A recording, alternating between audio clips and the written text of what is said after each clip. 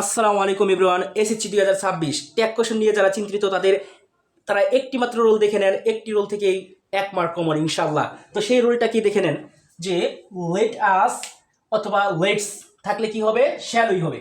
Let us অথবা let's থাকলে শ্যালই হবে এবং লেট ব্যতীত অন্য অবজেক্ট যেমন কি মি, হিম, হার, দেম, মানে এই লেট আস না থেকে যদি অন্য অবজেক্ট থাকে তাহলে কি হবে, উইল ইউ অথবা অন্ট ইউ।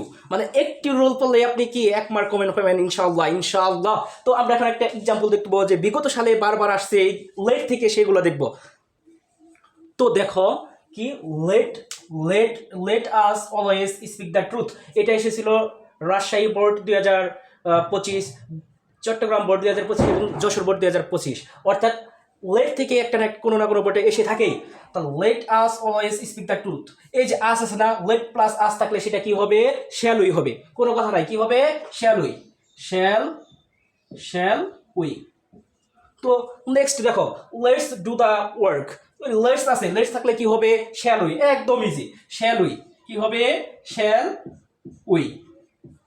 এখন দেখো লেট ব্যতীত যদি অন্য অবজেক্ট থাকে, যেমন এই যে মি আছে, আস নাই, তাহলে কি হবে, তাহলে হবে হচ্ছে উইল ইউ অথবা ওয়ান্ট ইউ, উইল ইউ অথবা কি ওয়ান্ট ইউ।